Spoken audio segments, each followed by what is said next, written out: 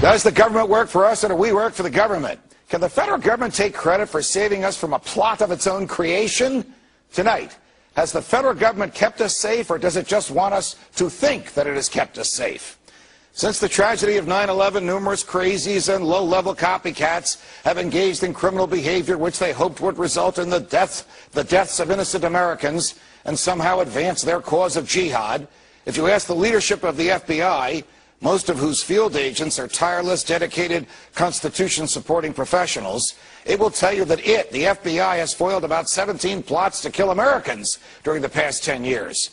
What it will not tell you is that there have been 20 foiled plots, and of them, 3 were interrupted by members of the public. The 17 that were interrupted by the feds were created by the feds. We all remember the 3 that were foiled by diligent Americans: the shoe bomber, the underwear bomber, and the Times Square bomber. In all of these cases, the crimes charged were those of attempting to kill and conspiring with others to do so. In all 3 of those cases, alert Americans on continental flights or in the streets of New York City told authorities of bizarre behavior or actually subdued the threats themselves.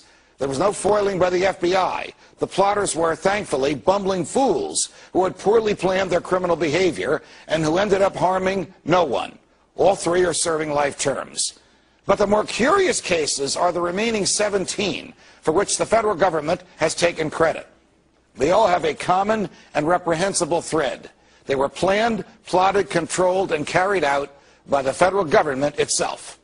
In all of these 17 cases, from the Fort Dix 6 to the Lackawanna 7 to the Portland Parade bomber, the feds found young men of Muslim backgrounds, loners who were bitter at America. They befriended them, cajoled them, and persuaded them that they could change the world by killing Americans.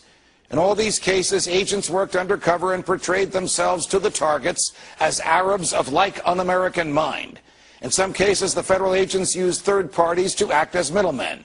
The third parties were typically persons who had been convicted of crimes and who, in return for leniency at their own sentencings, were willing to work with the same feds who prosecuted them in order to help the feds entrap whomever else those feds were pursuing.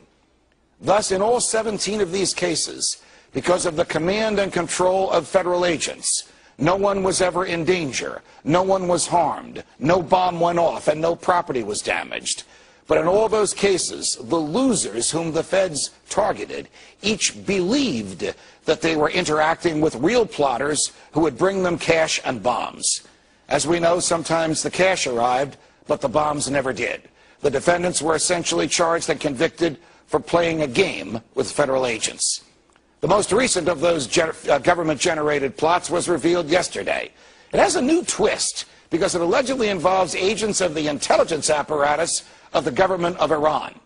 It, too, was destined to go nowhere, as the feds monitored and taped every move made by their target as he interacted with federal agents whom he stupidly believed to be drug dealers and co-conspirators.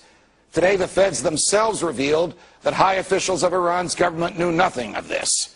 Of course, the neocons have demanded bombs on Tehran, no matter what the government there knew. And this plot came to light the day before Attorney General Holder himself was subpoenaed by Congress in the Fast and Furious case.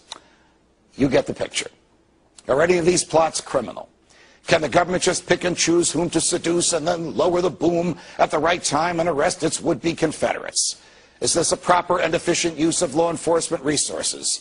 The answers to these questions are obvious, and they are not good. The courts have made this legal, so long as the target of these plots had a mental predisposition to cause harm. But none of this keeps us safe. All of this makes us less free, as any one of us can be entrapped.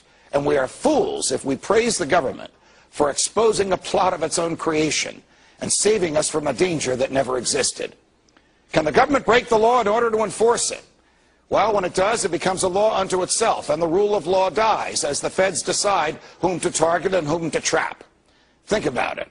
Are we really safe in a false sense of security? Why do we pay the government to trick us into believing it is keeping us safe? When no one is harmed and the government controls the plot, aren't we just punishing someone for his thoughts? And in a free society, aren't free people free to think as they wish? This must be so, because if the government can punish our thoughts, there are no limits to its power. From New York, defending freedom every night of the week. So long, America.